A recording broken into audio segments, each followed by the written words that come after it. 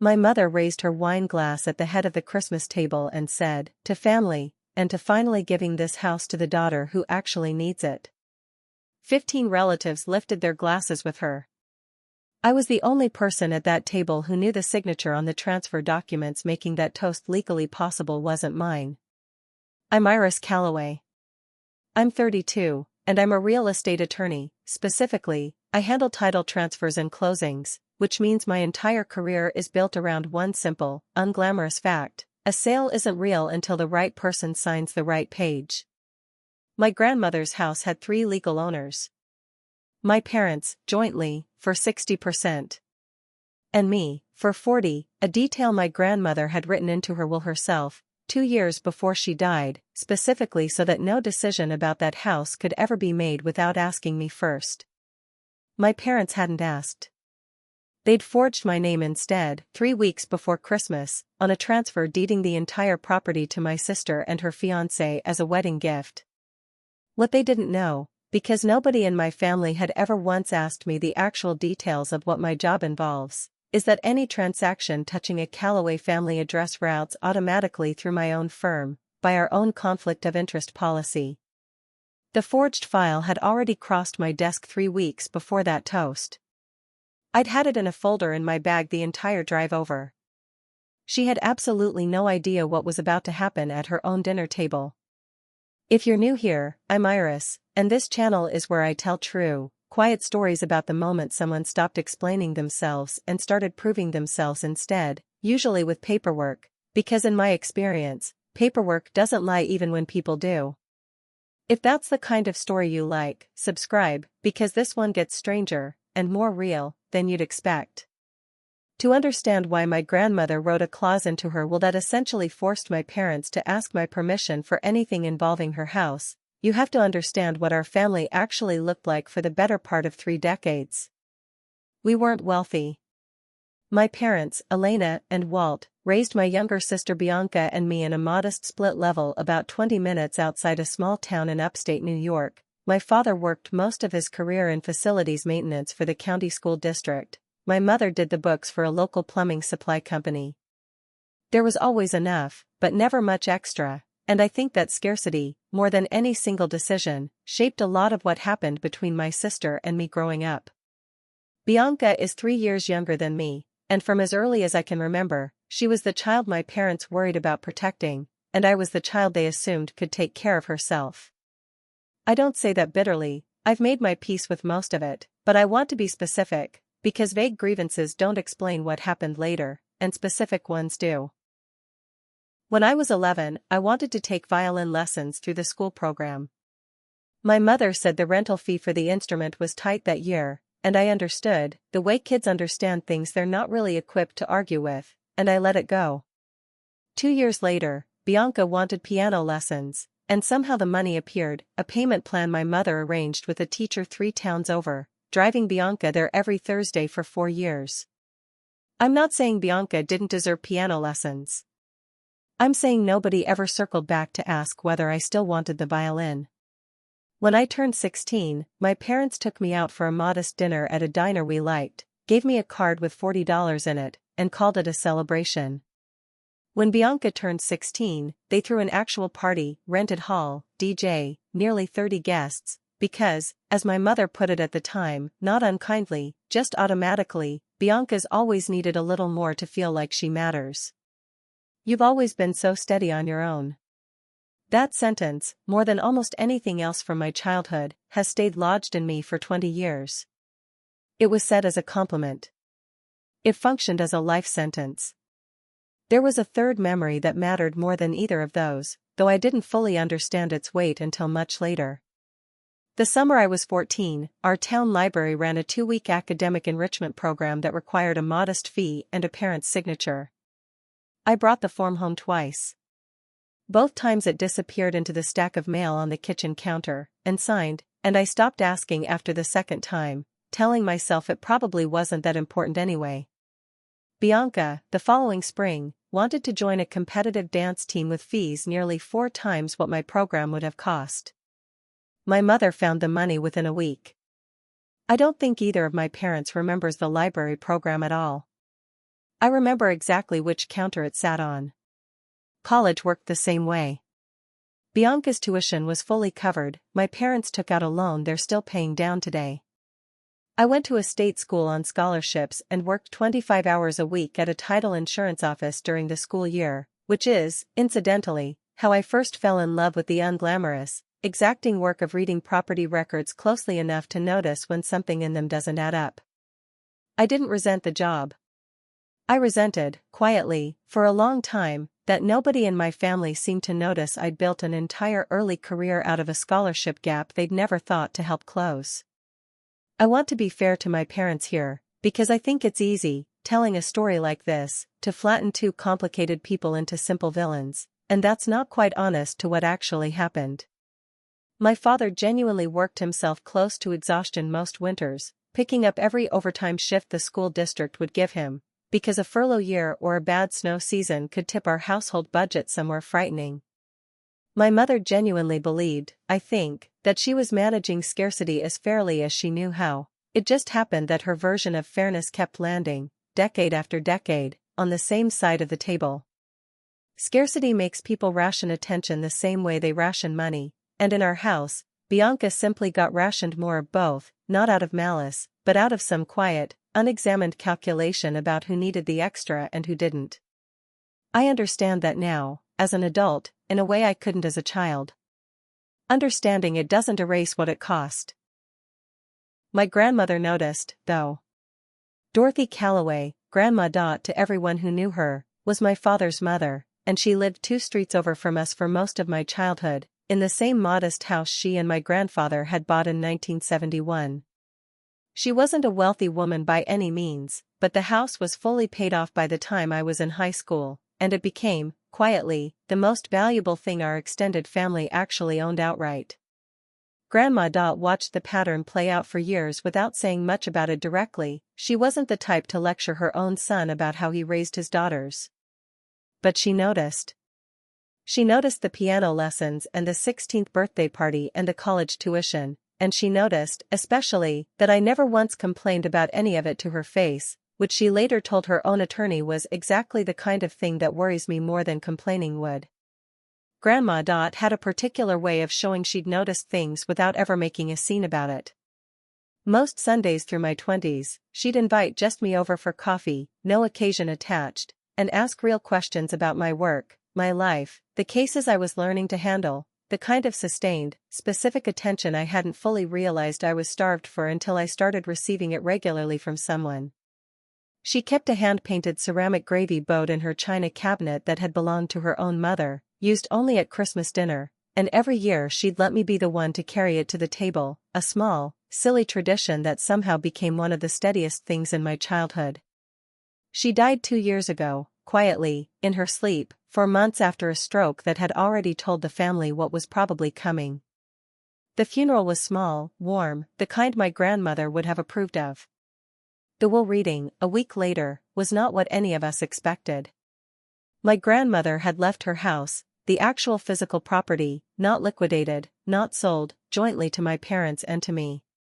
60% to my mother and father together. 40% to me, specifically, by name, with a clause that any sale, transfer, or mortgage against the property required the written, notarized consent of all owners, no exceptions, no majority override. Her estate attorney, a careful older man named Mr. Fenimore, read the clause aloud exactly as she'd dictated it to him, and then, unprompted, added a small note she'd apparently insisted he include verbally at the reading, not as a legal instruction but as a message. Mrs. Calloway wanted it said plainly, in case anyone in the room needed it said plainly. She said, and I'm quoting her directly, "This is so somebody in this family finally has to ask Iris first, for once." I remember the specific silence that followed that sentence. My mother's face did something complicated and fast, surprise, then something tighter, something closer to offense, gone almost as quickly as it appeared, replaced by a careful, practiced smile. My father just looked at his hands. Bianca, to her credit, reached over and squeezed my arm, and said, quietly, "Good for you, Iris." Really? I believed her. I still believe she meant it, in that moment. I want to be clear that I wasn't estranged from my family after that, the way I know some stories like mine go. I still came home for major holidays. I called my mother most Sundays, the way I always had. I'd made my peace, mostly, with the shape of our relationship, not equal, never quite equal, but present, ongoing, something I'd stopped expecting to change and started simply managing instead. That distinction matters, I think, for understanding what happened next, because what my parents did wasn't the final blow in a relationship that was already broken. It was a betrayal that happened inside a relationship I was still, actively, in good faith, maintaining. My career had grown steadily in the years since college. I finished law school with a focus on real property law, worked for a mid-sized firm handling commercial closings for 4 years, and eventually joined a small boutique practice, Callaway & Pruitt, no relation to my mother's side of the family, just a coincidence of surnames that used to make new clients do a double take, where my partner Priya Anand and I handled a majority of residential and small commercial closings across 2 counties. It's not glamorous work. Most days it's exactly what it sounds like, reading documents closely enough to catch the thing everyone else assumed didn't need double-checking. One detail of the job that had never once mattered until this particular December: our firm has a standing internal policy, required by our malpractice insurer, that any transaction touching a property owned or co-owned by an attorney's own family member is automatically flagged for that attorney's direct review before it can proceed, a conflict of interest safeguard that exists, on paper, for situations far more mundane than the one it was about to catch. I'd mentioned it to my mother once, years ago, half as a joke about how boring compliance work could be. I don't think she remembered. I don't think it occurred to either of my parents, when they decided to sell their mother's house without asking me, that the market in our small corner of upstate New York only has 2 firms handling title work for that county, and I am, by policy, the one who reviews anything with our family's name on it.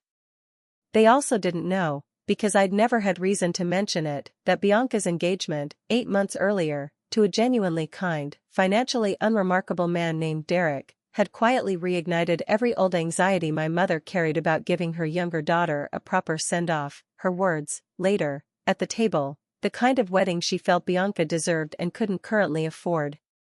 And somewhere in the space between that anxiety and a house sitting mostly empty since Grandma Dot's death, an idea had taken shape in my family that would have stayed a private, misguided plan if it hadn't required, at some point, an actual signature that wasn't theirs to give.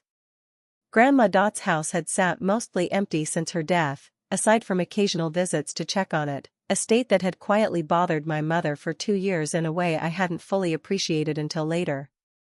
She'd mention it sometimes on our Sunday calls, such a shame, all that space just sitting there, or your grandmother would hate seeing it go unused, comments I took, at the time, as simple wistfulness rather than what they apparently were, the early, half-conscious groundwork of a plan she hadn't yet admitted to herself she was forming.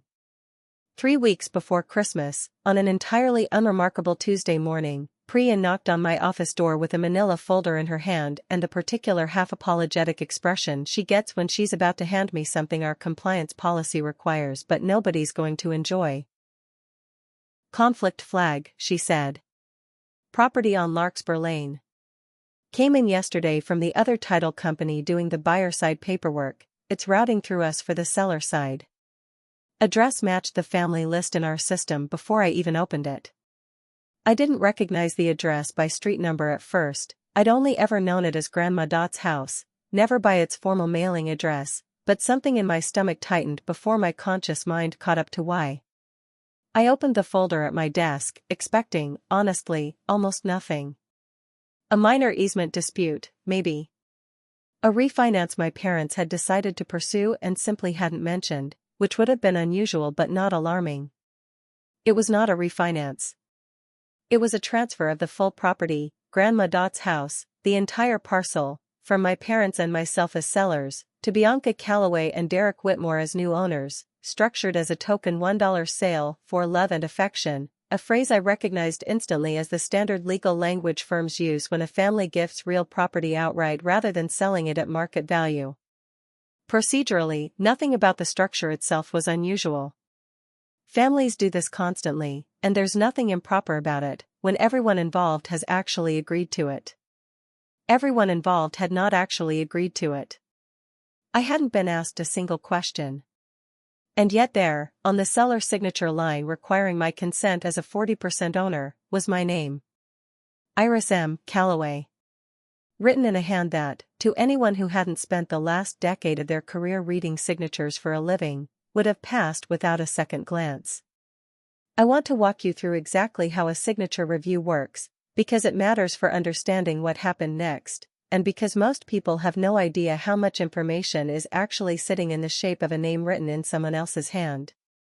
We're trained to look past the obvious: is it legible, does it match the printed name, and into the smaller, less conscious details. Pressure variance, the habitual speed at which certain letters connect, the tiny idiosyncrasies a person's hand repeats without ever thinking about it, the same way your voice carries an accent you can't hear in yourself. A good forgery fools the eye. It almost never fools someone trained to look past the eye entirely. I am not exaggerating when I say I read it 4 times before I let myself believe what I was seeing. It's a strange, specific kind of vertigo, looking at your own name written by someone else's hand, close enough to fool a stranger and close enough, almost, to make you doubt your own memory of how you sign things. But I've reviewed thousands of signatures in my career, my own included, more times than I could count, and I know the exact small imperfection mine carries, a slight, permanent hitch in the loop of the S, left over from a childhood bike accident that broke 2 fingers on my right hand when I was 9, healed slightly crooked, and has quietly shaped my handwriting ever since without me ever thinking about it. Whoever wrote this signature hadn't known about the hitch. The S on this page was smooth. Too smooth. Correct in every way except the one way that would have actually made it mine. "Priya," I said, and I heard my own voice come out flatter than I expected. "Come look at this." She read it standing beside my desk, quiet for a long moment, and then said, carefully, the way she says things when she already suspects the answer and doesn't want to be the one who says it first, "Iris. Is that your signature?" "No," I said. "It isn't." We sat with that for a minute, the ordinary sounds of the office continuing around us, a phone ringing at the front desk, someone's coffee mug being set down in the break room, while the actual shape of what I was looking at settled into something I could name. My parents had forged my name on a legal transfer of my grandmother's house. Not misunderstood a form. Not assumed some verbal agreement covered it. Forged it, deliberately, closely enough to require intent and some degree of practice. If you've ever had a family member decide your name was theirs to sign without asking, drop the word "forged" in the comments below. I read every single one of them, I promise you. What I did next surprised even me, and I think it might surprise you too. My first instinct, sitting there, was not what I expected it to be. I didn't reach for my phone to call my mother. I didn't feel the urge to drive straight to my parents' house and demand an explanation on the spot. What I felt, more than anything, was a strange, cold stillness, the same feeling I get, honestly, when a client brings me a case with a problem far more serious than they realize, and some professional part of my brain simply steps forward to manage the situation methodically before the personal part of me is allowed to catch up. I learned the full mechanics of how it had actually happened only much later, pieced together from things Bianca and my mother each eventually admitted in their own separate, incomplete ways. But I want to tell you now, because it matters for understanding how ordinary and unremarkable the beginning of a betrayal like this can look from the inside. It started, as far as I can tell, with an offhand comment Bianca made to our mother sometime in early autumn, while the two of them were going over wedding budget numbers at the kitchen table, the same kitchen table, incidentally, where I'd once watched a signed library permission slip disappear into a stack of unopened mail. Bianca, stressed about costs, said something like, "Iris never even comes by the house anymore, she'd probably barely notice if we used it for something," meaning it, by her own later account, as an idle complaint, not a proposal. My mother, already anxious about giving Bianca the wedding she felt she deserved, apparently turned that idle comment over for weeks, until "barely notice" became, in her mind, something closer to permission. She began practicing my signature, by her own later account, almost as an experiment at first, using an old birthday card I'd sent years earlier as a reference, copying the shape of my name onto scrap paper during quiet evenings while my father watched television in the next room. She told herself, for a long time, that she was just seeing if it could be done, a private, hypothetical exercise that somehow, gradually, stopped feeling hypothetical. By the time the transfer paperwork actually needed a signature, the version of my name she produced was close enough that she convinced herself it counted as a formality rather than a forgery, a distinction that exists nowhere in the law and, I suspect, existed only briefly and conveniently in her own mind. "The file can't close," Priya said, gently, watching my face. "Legally, I mean. Whatever you decide to do about your family, the sale is frozen the second we flag a signature discrepancy. That part isn't up to anyone's feelings. It's just how the process works." I appreciated that she said it that plainly. It gave me something solid to stand on while the rest of it was still moving. "Can we keep this unofficial for now?" I asked her. "Not filed as a formal fraud referral yet. I need to understand this before it becomes a legal case instead of a family one." Priya considered that for a moment, professional and personal concern visibly weighing against each other on her face, and then nodded. "The file's frozen either way, procedurally, the moment I logged the discrepancy this morning. Nobody can force it through without a genuine signature. You have time. Just, don't take too much of it, Iris. Not because of any rule. Because I don't think you want to be carrying this alone longer than you have to." I sat alone in my office for a long time after she left, the forged page still on my desk, and I found myself doing something I hadn't done in months. I opened my desk drawer and took out the small folded photocopy I keep there, of the specific clause from Grandma Dot's will, the one Mr. Fenimore had read aloud at the reading 2 years earlier. 40% to Iris. No sale, transfer, or mortgage without all owners' genuine written consent.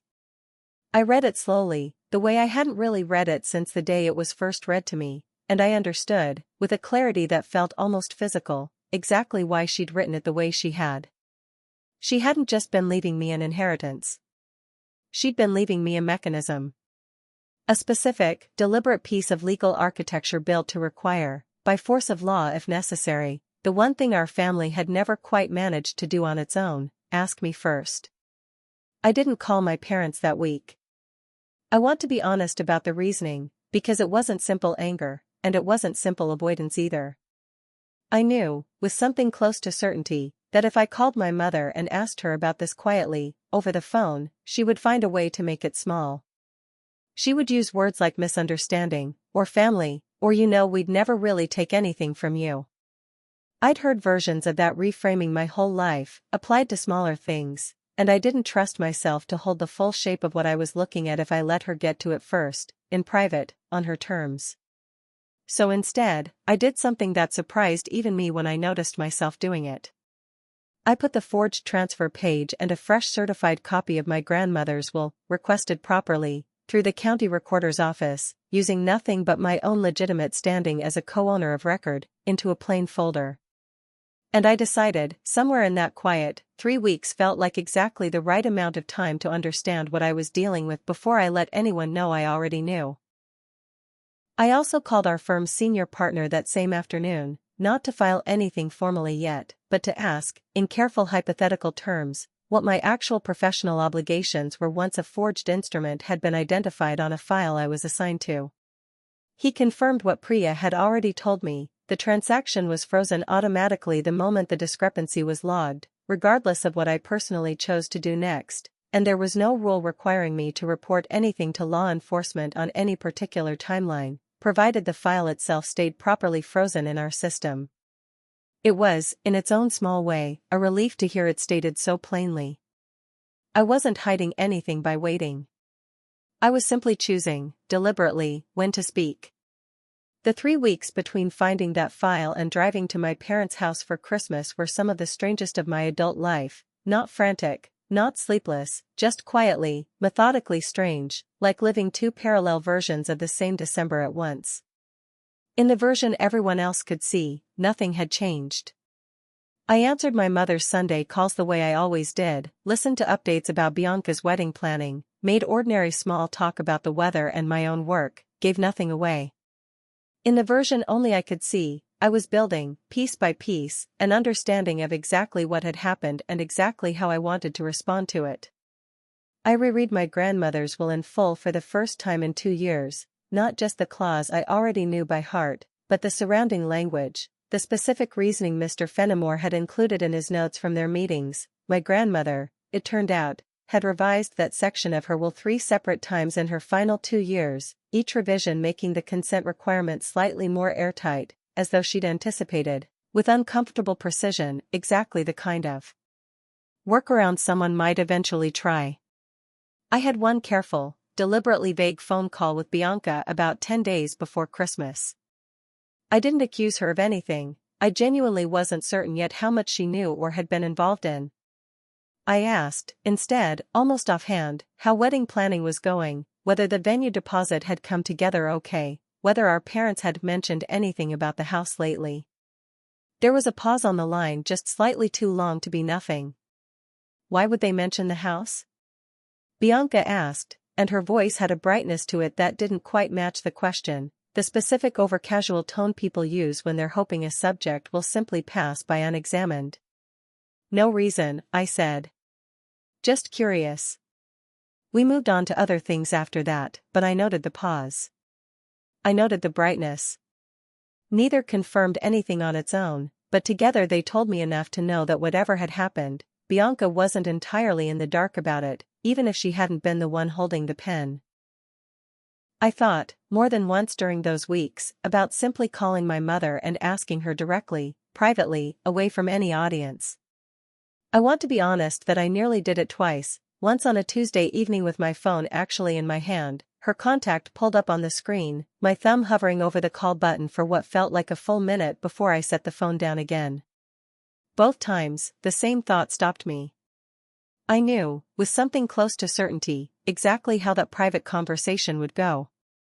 My mother would meet the accusation with softness first, surprise, hurt, maybe even real tears, because I don't think she's ever fully seen herself as someone capable of doing something this serious. She would use the word misunderstanding.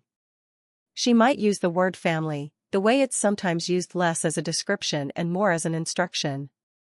And some old, well-worn part of me, the part trained over 3 decades to make things easier for everyone else in that house, might have let her get away with it, at least a little, the way I always had before.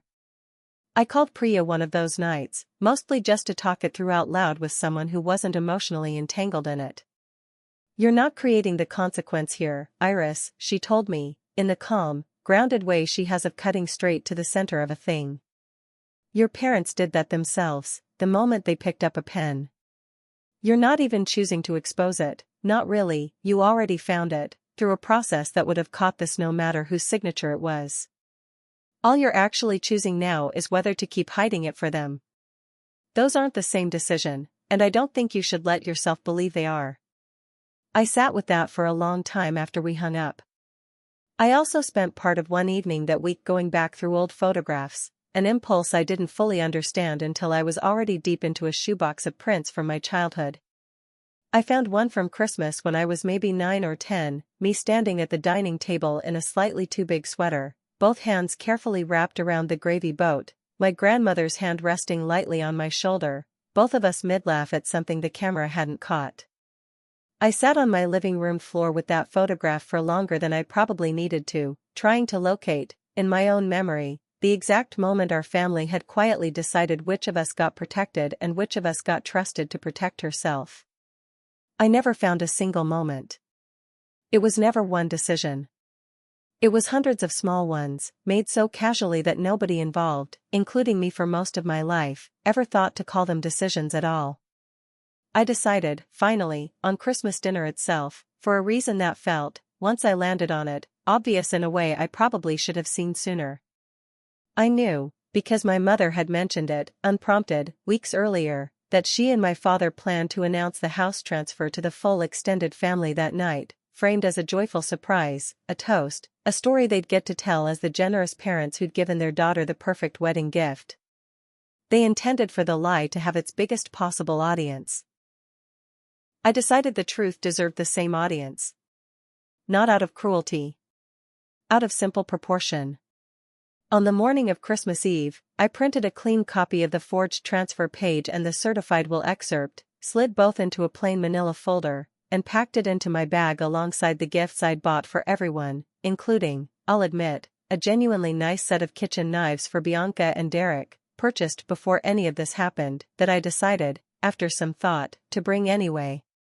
Whatever was about to happen at that table, I didn't want it to erase the fact that I loved my sister, or that some part of this evening was still allowed to be about her wedding, not just about what our parents had done in its name. I told no one what I was planning. Not Priya, beyond what she already knew. Not Bianca. Certainly not my parents. I simply got in my car on Christmas Eve morning, folder zipped into the inside pocket of my bag, and drove the familiar 20 minutes to the house where I'd grown up, where my grandmother's gravy boat was almost certainly already sitting in the china cabinet, waiting, as it did every year, to be carried to the table. Stay with me, because what happens in the next few minutes is the entire reason I'm telling you this story today. If you want to see whether anyone at that table backs down, hit subscribe right now. I promise you it's worth watching unfold in full. The house was exactly as warm and loud as I remembered it always being at Christmas, and I want to be fair to that fact before I tell you what happened next, because it would be easy to make this sound like a night that was tense from the moment I walked in the door. It wasn't. Aunt Carol and Uncle Ray were already there when I arrived, along with 3 cousins and their families, my father's older brother down from Vermont, a scattering of second cousins and family friends who'd become fixtures at Callaway Christmases over the decades. Someone had the football game on low in the background. My mother's kitchen smelled like the same rosemary and butter combination it had smelled like every Christmas of my life. Derek was there, easy and a little nervous the way new additions to a big loud family often are, clearly trying hard to make a good impression, and doing fine at it. Bianca looked happy. Genuinely, unmistakably happy, in a way that made what I was about to do feel heavier than it had in the abstract, back in my own kitchen 3 weeks earlier. We ate. The gravy boat sat at the center of the table, exactly where it always sat, hand-painted roses slightly faded from decades of use, and for a moment, watching my father pass it down the table the way he'd done every year since Grandma died, I let myself simply be present in an ordinary, good Christmas dinner, the way I hadn't let myself do in 3 weeks. I sat between Uncle Ray and one of my younger cousins, a college sophomore named Priya, no relation to my law partner, just a small coincidence I noted privately and didn't bother explaining to anyone, who wanted to talk about internship applications, and I found myself giving her genuinely engaged advice about resumes and cover letters, grateful, in a strange way, for the distraction of a problem that had nothing to do with the folder sitting quietly in my bag by the coat closet. My mother, across the table, was in rare good spirits, laughing at something Uncle Ray said, refilling glasses, the picture of a woman entirely at peace with the evening ahead of her. I remember thinking, watching her, that I almost envied how easily she seemed to be carrying it. I understand now that she wasn't carrying it at all. She'd simply decided, somewhere in the last 3 weeks, not to think about it too closely. Dessert had just been cleared when my mother stood, tapping her wine glass gently with a spoon the way she does when she has something to announce. The table quieted, the particular warm anticipatory hush of a family that knows their matriarch is about to say something important. I want to say something, Elena began, glancing at my father, who nodded, a little tightly, beside her. Walt and I have been thinking a lot this year about family, about what really matters, about the kind of start we want to give the people we love. She turned toward Bianca and Derek, her whole face lit with the particular pride of someone about to deliver a gift she's certain will be received exactly as generously as it's given. So we wanted to tell everyone tonight, we've given the house. Mom's house. To Bianca and Derek, as our wedding gift, so they can start their life together the way this family always should have. The table erupted into warm applause, genuine delight on nearly every face, Aunt Carol already dabbing at her eyes, Uncle Ray clapping Derek on the shoulder. Bianca looked stunned, thrilled, reaching for Derek's hand under the table. My mother raised her glass higher, riding the wave of the room's approval, and added, almost as an afterthought, the line that would end up matching, word for word, the phrase I'd already decided to hand back to her before the night was over, to family, and to finally giving this house to the daughter who actually needs it. Glasses lifted around the table. I did not lift mine. I set my glass down on the tablecloth, stood slowly, and let the room's noise settle into confusion before I spoke. Before everyone drinks to that, I said, keeping my voice level, pitched to Carrie without rising, I need to ask something. Who signed my name on the transfer? The silence that followed was immediate and total.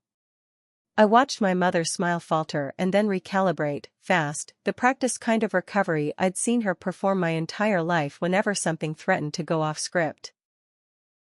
Honey, she said, a little too brightly, glancing around at the assembled relatives, it's just a house. We knew you'd understand. We didn't want to make a whole thing out of asking, that's not what I asked, I said. My father shifted in his seat, uncomfortable, reaching for the tone he usually used to smooth things over before they became a scene. Iris, please. Not tonight. Not in front of everyone.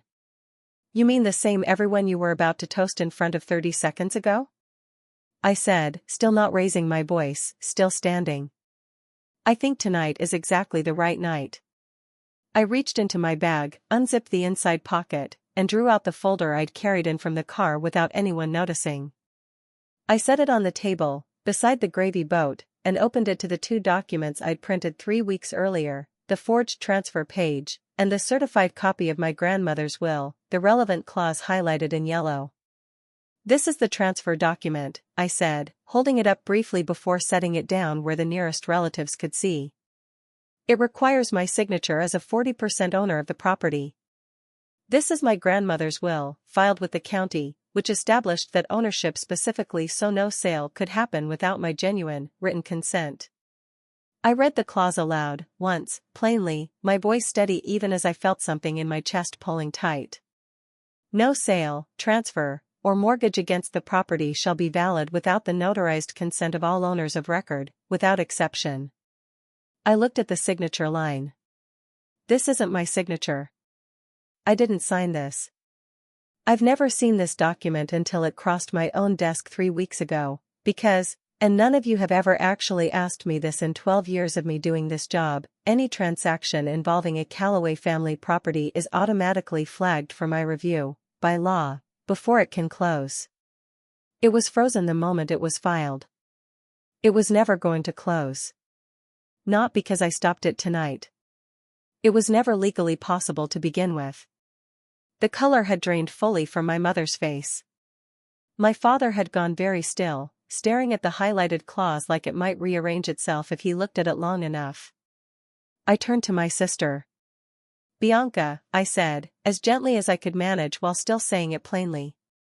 Was this your idea? The whole table's attention swung toward her. Derek, beside her, had gone rigid, his hand slowly withdrawing from hers, not in anger yet, just in the stunned stillness of someone realizing he's missing an entire conversation that's apparently been happening around him for weeks. Bianca's face crumpled. I didn't, she started, then stopped, started again. I mentioned it. Once. I said something like, Iris never even comes by the house, she probably wouldn't even notice, and I meant it as, I don't know what I meant it as. I didn't think Mom would actually. She looked at our mother, something raw and betrayed crossing her own face for the first time, as if she were only now fully absorbing what had actually been done with her offhand comment. I didn't think you'd forge her name, Mom. I swear I didn't think you'd actually do that. My mother's composure finally broke fully. It's just a house, she said again, quieter now, almost pleading, the phrase doing less work each time she repeated it. You're right, Mom, I said. It's just a house. It's just a forged signature. It's just a felony, actually, since we're naming things exactly what they are tonight. Let's stop calling everything just when it's convenient for you. Walt, my mother said, turning to my father, something almost desperate creeping into her voice now, say something. Tell her this is being blown out of proportion. My father was quiet for a long moment, and when he finally spoke, it wasn't the defense my mother seemed to be hoping for.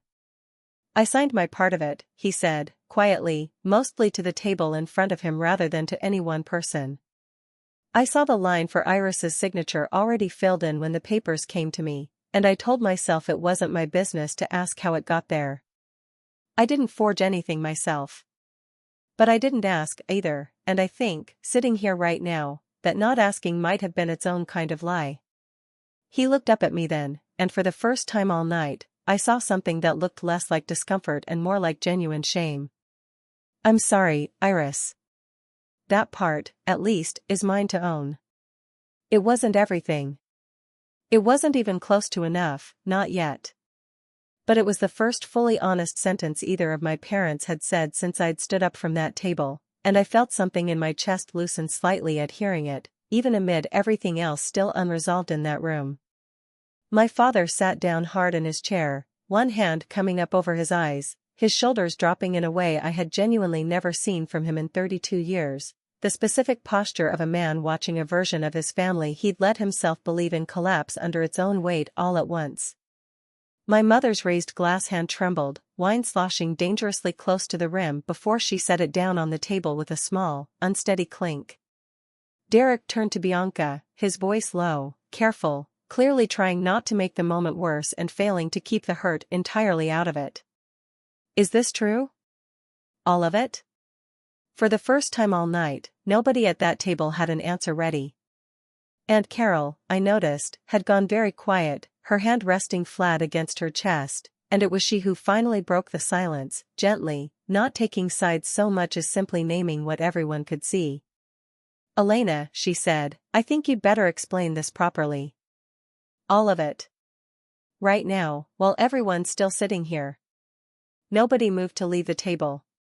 Nobody reached for their coats or made the polite, face-saving exit a normal social crisis usually allows a family to manage. The football game murmured on, forgotten, in the next room.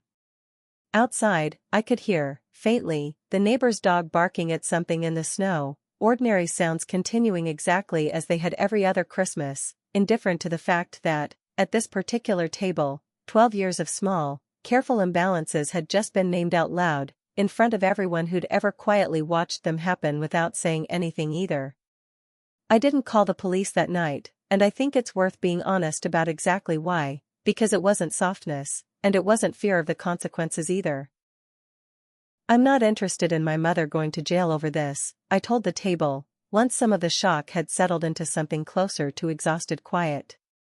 "I'm interested in this never happening again, not to me, and not to anyone else in this family who isn't in the room to defend themselves when a decision gets made about something that's theirs." I explained, as plainly as I could manage, what the practical reality actually was. The transfer had never been legally completed. My real consent had never been given, which meant, under the law, it simply didn't exist as a valid transaction, no court battle required, no drawn-out legal fight, nothing more dramatic than a file sitting frozen in a system exactly where it had been frozen the moment Priya first flagged it. I watched some of the room's tension ease slightly at that, the melodrama the moment might otherwise have demanded quietly deflating into something more manageable, more real. This wasn't going to become a courtroom story. It was already, mechanically, over. What was left was simply the truth of what my family had tried to do, sitting out in the open where everyone could finally see it. I did something else that night that surprised even me, standing there with the folder still open on the table. I told Bianca, in front of everyone, that I still wanted to help with the wedding, on my own terms, with my own money, given because I chose to give it, not taken because someone assumed I wouldn't notice. A real, modest contribution toward the costs she and Derek were actually facing. "But the house," I said, "stayed exactly as our grandmothers will intended, jointly held, protected by the same clause that had just done exactly what it was written to do, until I decided otherwise, if I ever did." I want to mention one more thing about that night before moving forward, because it stayed with me longer than almost any other detail. As the extended family slowly began gathering coats and saying quiet, awkward goodbyes, nobody quite sure what the etiquette was for leaving a Christmas dinner that had ended like this one had, Aunt Carol found me alone in the kitchen, rinsing a stack of dessert plates I didn't need to be rinsing, just needing somewhere to put my hands. She didn't say much. She just stood beside me for a minute, dried a plate I handed her, and finally said, "Your grandmother would be proud of you tonight. Not for the confrontation. For the paperwork. She always said you were the only one in this family who read things all the way to the end before signing them." I laughed, a little wetly, and told her that was probably the nicest thing anyone had said to me all year, which, given the year I'd just had, felt truer than it probably should have. The weeks that followed were quieter than the dinner itself, in the specific, heavy way a family goes quiet after something true has finally been said out loud. My parents' marriage, I learned gradually through occasional careful conversations with my father, had been strained by more than just this single incident, old patterns of my mother making unilateral decisions and my father quietly going along with them to avoid conflict, patterns that had apparently been accumulating for decades, surfacing now in a way neither of them could easily set back down. I didn't take satisfaction in that. I want to be clear about that. I'd never wanted to be the reason my parents' marriage came under new strain. I'd only ever wanted, for once, to be asked. Bianca and Derek's wedding planning paused for several weeks while the two of them worked through a difficult, necessary conversation of their own, about what her silence, and her half-formed role in suggesting the idea in the first place, had actually meant, even if she hadn't been the one to pick up the pen. Derek, to his credit, didn't walk away. He told me once, weeks later, over coffee the three of us had arranged carefully, that what mattered most to him wasn't that the idea had ever been floated, but how honestly Bianca was willing to sit with having floated it. I respected him more for that conversation than almost anything else that happened in the aftermath. Bianca reached out to me herself about 3 weeks after Christmas, asking if we could talk, just the two of us, without our mother present.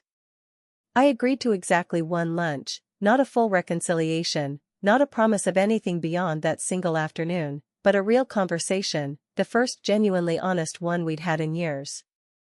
She apologized in a way that didn't try to minimize what had happened, didn't reach for the word just, didn't ask me to move past it faster than I was ready to. It was a small thing, that lunch. It mattered more than I expected it to. My father and I started having a standing monthly phone call, something we'd never really done before, usually about nothing in particular, a home repair he was working on, a case I was handling that I could talk about in general terms, but the calls themselves felt like a quiet, ongoing version of the apology he'd started at the table that night, one he seemed determined to keep making in small installments rather than a single grand gesture. I appreciated that more than I expected to. Grand gestures are easy to perform once. Monthly phone calls require actually meaning it. My mother wrote me a note about 2 months later, not quite an apology, not in the way I might have once hoped for, but an acknowledgement, at least, of something true. She wrote that she'd told herself for years that I didn't need the things Bianca did, and that believing that, somewhere along the way, had made it easier to justify almost anything, including, eventually, this. I didn't respond right away. When I finally did, my reply was short, not warm, not yet, but not closed either. An open door, a few inches, nothing more promised than that, which felt, for the first time in a long while, like an honest amount of hope to offer. The gravy boat is still in the china cabinet at my parents' house. It came out again this past Christmas, the way it always has, and I was the one who carried it to the table, the way I always have, for the first time since that night, feeling like the tradition actually belonged to me rather than simply happening to include me. The framed copy of my grandmother's will clause, the one I used to keep folded small in my wallet, hangs properly on the wall of my office now, where every client who walks through my door for a closing can see it, if they think to look. A small, private joke. A small, private promise, too, that I intend to keep for as long as I'm doing this work. That's my story. A forged signature, a gravy boat that's outlived 3 arguments and 1 funeral, and a will clause my grandmother wrote specifically so that someone, for once, would have to ask me first. It's just a house, she said. She was right, in the end, it was never really about the house. It was about who my family assumed they could take from without asking, and who they assumed would simply let them. Keep the paperwork. Read the fine print, especially in your own family, especially when someone tells you it isn't necessary between people who love each other. Some people only stop taking what isn't theirs once they understand, plainly, that someone is actually watching, and actually willing to say so out loud. So tell me, if you'd found that folder on your desk 3 weeks before the holidays, would you have called it out right there at the table, in front of everyone? Or would you have waited until after the holiday, the way I almost did, twice, before deciding the truth deserved the same audience the lie was about to get? Let me know in the comments below. I read every single one. And if this story meant something to you, share it with someone who needs to hear it, subscribe for the next one, and I'll see you in the next story.